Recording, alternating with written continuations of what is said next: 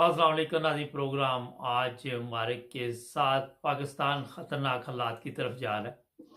और ये मैं बता दूं कि पिछले चंद दिनों से मैं इतना परेशान हूँ पाकिस्तान के हालात के लिए कि आप अंदाज़ा नहीं लगा सकते। मैं सोचता रहता हूँ कि क्यों हम इससे पर काबू नहीं डाल रहे और कोई कोशिश भी नहीं कर रहा कि कंट्रोल किया जाए हालात को।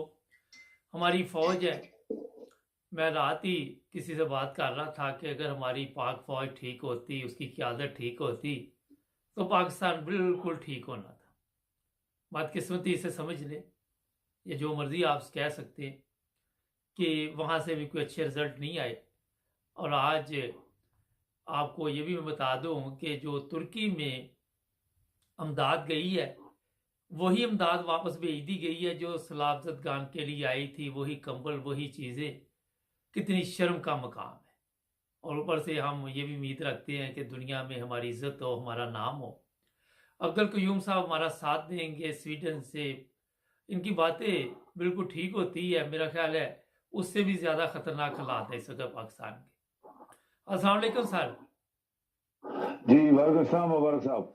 सर ये बताइए कि जो सबसे खतरनाक इस वक्त खेल खेला जा रहा है कि एक वजीर कानून है, वो आके जो हम कहते थे कि इनके पास ऑडियो वीडियो है, जेडी बनाते हैं या असली बनाते हैं, वो एक ऑडियो सुना रहा है और अदालतों को अंडर प्रेशर करने की कोशिश की जा रही है और अपनी मर्जी के फिर फैसले लिए जाएंगे। उस पर कोई केस नहीं बनता। जो कुछ भी हो रहा आप देख रहे हैं कि हम कोई सीधे रास्ते पर चलने की कोशिश कर रहे हैं। मुबारक साहब, मैं आपको सच्ची बात बताऊं कि हमने बहुत प्रोग्रामों में ये बात दोहराई है कि पाकिस्तान नहीं चल रहा। ये बहुत प्रोग्रामों में दोहराई है कि पाकिस्तान नहीं चल रहा, और 200% अभी मैं कह सकता हूं कि पाकिस्तान नहीं चल रहा। जी। दुनिया का सब ममालिक और उसके अवाम, उसके जो लीडर्स हैं, वो सब अपने मुल्क को आगे ले जाने के लिए रात दिन वो मेहनत कर रहे हैं। बिल्कुल। और पाकिस्तान बदबख्त एक ऐसा मुल्क है जिसमें हमें ऐसे लोग मिल गए हैं जो पाकिस्तान को 75 साल उन्होंने चलने नहीं दिया। 75 साल पाकिस्तान की इकानमी को नहीं चलने दिया, उसकी इकानमी खा गए हैं। 75 साल से अवाम, उन लोगों को इंसाफ नहीं मिला। 75 साल से अवाम के अंदर खुशहाली नहीं आई। आज एक ऐसा पीरियड है मुबारक साहब कि हमें दुख हो रहा है, इतना दुख हो रहा है क्योंकि हम यूरोप में बैठे हैं, हम यूरोप को देखते हैं, तरक्की याफ्ता ममालिक को आंखों से देखा है किस तरह ये तरक्की कर रहे हैं।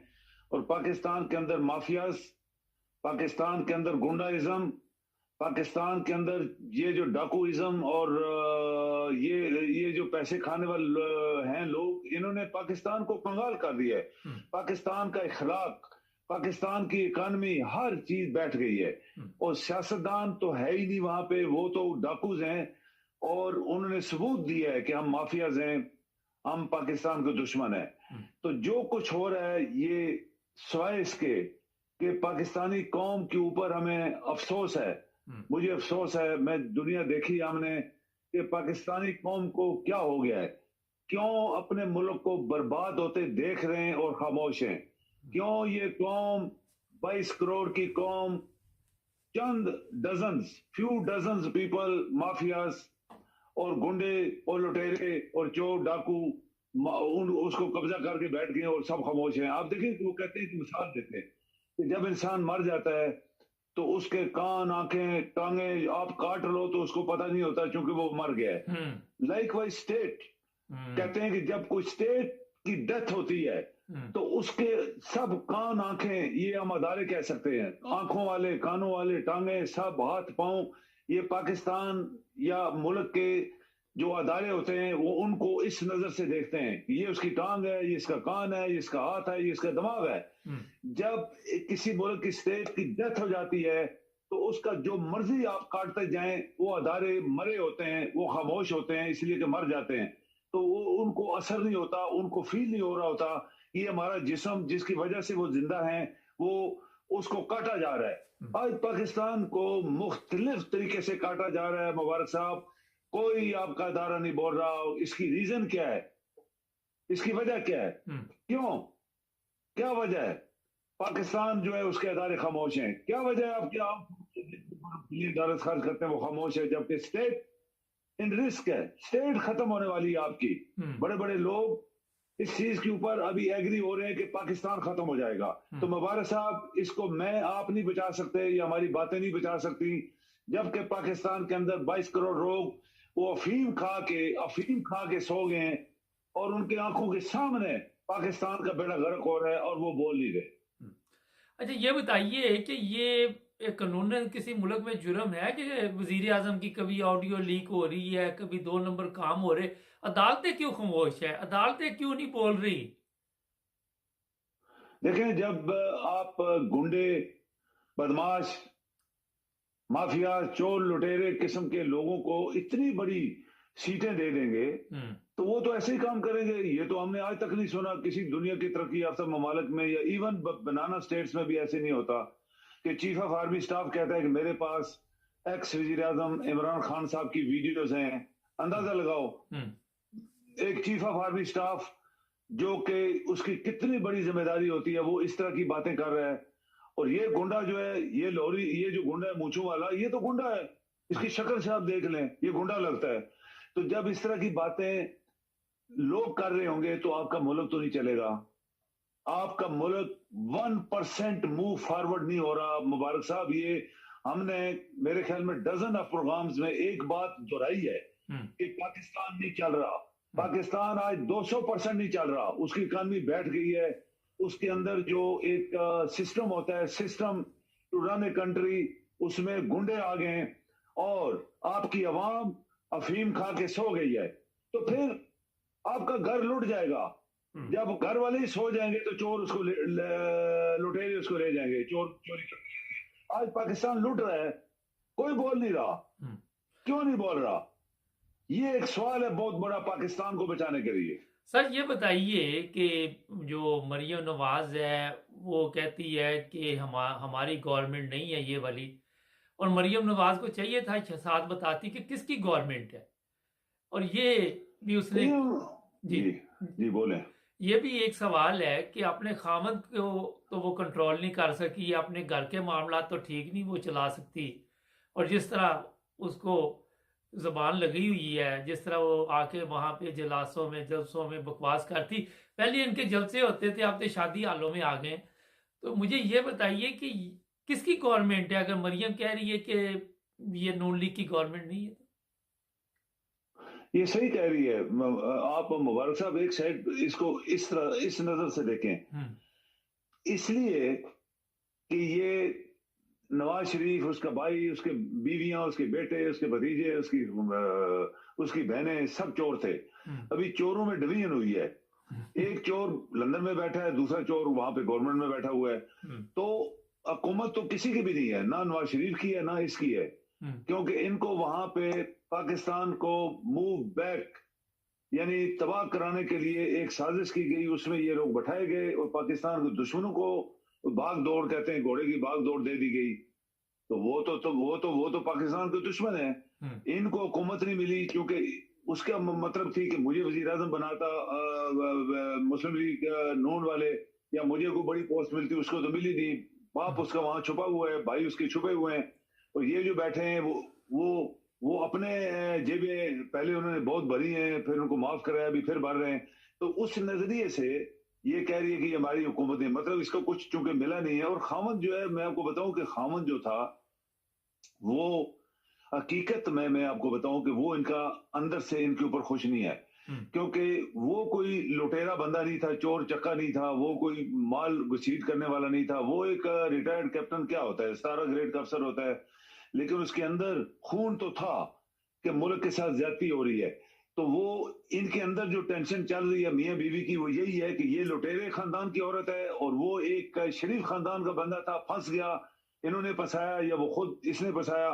आज वो पछता रहा है और कभी कभी उसके मुंह से सच निकल जाता है, जो उसने अभी लेटेस्ट दिनों में सच बोला है। तो ये इनकी चलने वाली नहीं है। मुल्क नहीं चल रहा मुबारक साहब, हमारा मुल्क नहीं चल रहा। हुकूमत को छोड़ें, हमारा मुल्क ही नहीं चल रहा। आपके इदारे अफीम खा के सो गए, आपके लोग अफीम खा के सो गए। आपके लोगों के सामने और अदारों के सामने मुल्क का टांगे, आंखें, कान, बाजू काटे जा रहे हैं, कोई बोल नहीं रहा। हम्म, ये दुनिया में नहीं होता। बनाना स्टेट के अंदर भी लोग ऐसे नहीं काम करने होने देते। वो कहते ठीक है, हम बनाना स्टेट जरूर हैं लेकिन मुल्क को नहीं नुकसान होने देंगे। वो मार धाड़ करते हैं, चोरी चकारी करते हैं, फ्रॉड करते हैं, लेकिन मुल्क को तोड़ने नहीं देते। हमारा मुल्क जो है एक आप कह लें कि बहुत बड़े रिस्क में है। मुबारक साहब बहुत बड़े रिस्क में है। अच्छा सर, ये बताइए कि इमरान खान को गिरफ्तारी का जो ड्रामा चल रहा है, इसके पीछे जो कहानी है वो यही है कि महंगाई की गई है और लोगों की जो लोगों का ध्यान है दूसरी तरफ लगाया गया है। कुछ ऐसी चीज़ें भी सामने आ रही है कि जो लोग हमारे जो एटमी सासे उन पर कंट्रोल हासिल करना चाहते हैं वो भी कामयाब होते नजर आ रहे हैं। ये आप सोचते हैं कि कहीं पे भी नहीं रुकेंगे, इसी तरह चलता रहेगा? ऐसे ही चलेगा जब तक आपके गुंडाइज्म मुल्क में खत्म नहीं होगी। ये गुंडों को आप उठा के बाहर नहीं फेंकेंगे, इनको पकड़ेंगे नहीं, इनको फांसी नहीं देंगे। मुबारक साहब ये मैंने बहुत अल्फाज इस्तेमाल किया है क्योंकि ये पाकिस्तान के दुश्मन है।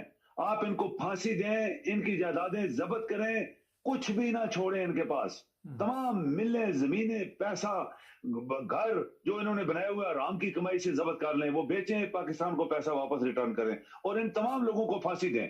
दुनिया में मिसालें हैं कि जिन लोगों ने तरक्की की उन्होंने बड़े बड़े काम किए फिर, हम्म, और उन्होंने पुराने गुंडों को, बदमाशों को, आरामखोरों को फांसी दी। आज देखें आपकी आर्मी, आपका आपके जजेस, मैं सुप्रीम कोर्ट को कहूंगा, बाकी जजेस को छोड़ दें, पूरी सुप्रीम कोर्ट, आपके फुल आर्म फोर्सेस तीनों जो हैं, और आपका प्रेसिडेंट, ये हमने एक बात दोहराई थी कि तीन बंदे एक डूबते हुए पाकिस्तान को अभी भी, आज भी, अगर वो उनको, उनकी आंखें अगर खुली हैं, उनके कान अगर खुले हुए हैं, अगर उनका दिमाग काम कर रहा है, तो पाकिस्तान को बचाया जा सकता है, बचाया जा सकता है, ये मैं कह रहा हूं। हम्म, लेकिन अगर वो भी इसी तरह अफीम खा के सो गए कि कोई होने वाला नहीं है, तो सब कुछ होने वाला है। हम्म। उनको पता ही नहीं है कि बड़ी गेम क्या चल रही है। ये पाकिस्तान खत्म हो जाएगा। मैं ध्यानदारी से आपको कहता हूं, बड़े बड़े लोगों ने ये तजिया किया कि ये पाकिस्तान खत्म हो जाएगा। सर ये बताइए, अदालतों का जिस तरह आप बता रहे हैं, मगर अदालतें तो फैसला कर ही नहीं सकती, वो तो इंतखाबात के लिए ऑर्डर जारी नहीं कर सकती, उनकी ये हालत है। वो मजदूर लोग हैं, जिस तरह आपने कहा, वो सुनते नहीं है, कान नहीं है, बहरे हैं, गूंगे हैं।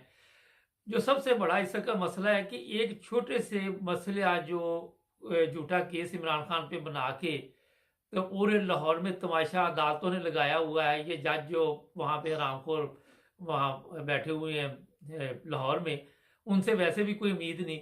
तो इमरान खान को गिरफ्तार करने के बाद ये चाहते क्या है, या उसे पहले ही मार देना चाहते हैं? आपका क्या ख्याल है?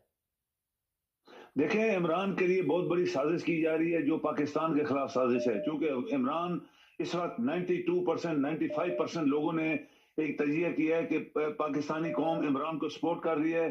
सपोर्ट इसलिए कर रही है कि वो पाकिस्तान को चलाना चाहता है। ये वो तमाम लोग जो उसकी टांगें खींच रहे हैं, विद सम पीपल, जजेस और कुछ लोग, अदारे मिलके ये पाकिस्तान को खत्म करना चाहते हैं।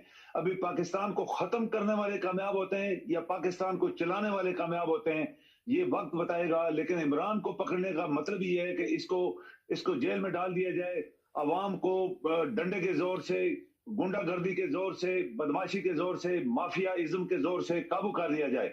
और पाकिस्तान को खत्म करने के लिए, ऑलरेडी खत्म पाकिस्तान हो चुका है। आप बोले कि पाकिस्तान 80% खत्म हो चुका है, उसकी इकानमी नहीं है उसके पास, उसका सिस्टम फेल हो गया है, उसके जजेस सारे नाकाम हो गए, उसके तमाम अदारे खामोशी से पाकिस्तान को खत्म करने के लिए तमाशा देख रहे हैं। तो पाकिस्तान 80% आपका है ही नहीं ग्राउंड में। तो ये लोग गुंडे जो हैं, अगर ये कामयाब हो गए तो आपका पाकिस्तान इस दुनिया में नहीं रहेगा। ये बड़े बड़े लोगों का तजिया है कि ये हो क्या रहा है पाकिस्तान में। इवन छोटे छोटे ममालिक भी सोच रहे हैं कि पाकिस्तान के साथ क्या हो रहा है। इतना बड़ा मुल्क है, उसकी इतनी बड़ी फौज है, इसके बड़े अदारे हैं। बस मुबारक साहब, ये जो इमरान के खिलाफ साजिश है वो हकीकत में पाकिस्तान के खिलाफ साजिश है। और पाकिस्तान के अगर 22 करोड़ लोग अगर अफीम खा के, अगर उनको माफिया ने टीके लगा दिए हैं कि बेहोश हो जाओ, तो फिर बेहोश हो जाओ। फिर तुम्हारा असर जो होगा इसके बाद वो दुनिया देखेगी।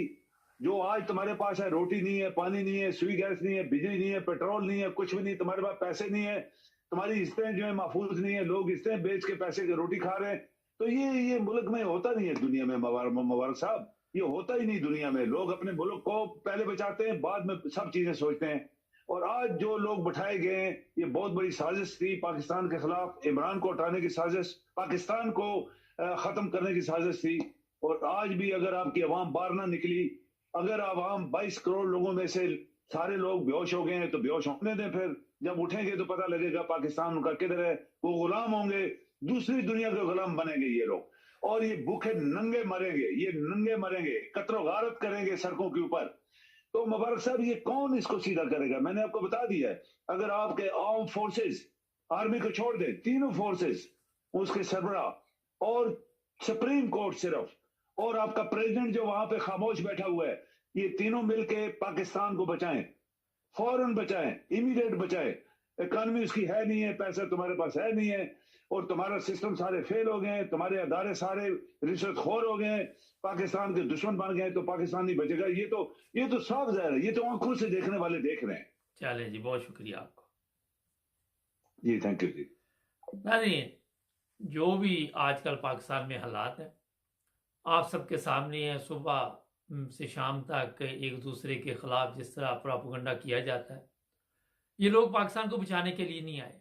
मैं बारहा दफ़ा बताता हूँ कि ये लोग सारा दिन ये सोचते हैं रात दिन के इमरान खान को कैसे कंट्रोल करना है। हमारी कौम अभी तक सोई हुई है, जिस तरह सर ने बताया। डंडे लेके लाहौर में निकल आते हैं, किसी ने वट्टे पकड़े हुए हैं कि ये कह रहा है मैं जान दे दूंगा। लेकिन ये सब कुछ एक शहर में जो कुछ किया जा रहा है उससे काम जो है वो मसला हल होने वाला नहीं है। पूरे पाकिस्तान में आपको एक साथ निकलना होगा और फिर एक ऐसा या आर या पार, दोनों में से एक रास्ता आपको अख्तियार करना पड़े। वरना जिस तरह उन्होंने बताया, फीम खा के सोए रहो और मरते रहो इसी तरह जिल्लत और रसवाई के साथ। हमारा काम है आपको तवज्जो दिलाना। बाकी आप सबके सामने जो हो रहा है, अगर तो आप बिरयानी की प्लेट की इर्द गिर्द ही घूम रहे हैं तो उसमें फिर हमारा कोई कसूर नहीं है। आपकी अपनी औकात है, आपकी सोच है जो महदूद कर दी गई है, उससे बाहर नहीं निकला जा रहा। लेकिन कब निकलोगे ये ना बाद में बिरयानी की प्लेट भी ना मिले। एक इंडियन फिल्म का डायलॉग है, वो कहता है कि इनको पहले हराम की खाने की आदत पड़ने दो, फिर इनको हम इस्तेमाल करेंगे। कुछ इस तरह मिलता जुलता है। तो ये जो बिरयानी और ये हराम की खाने की आपको आदत पड़ी हुई है, ये आपके गले में इस तरह पड़ेगी कि आप सोच भी नहीं सकते। हमारे चैनल को सब्सक्राइब कर जुड़े रहें।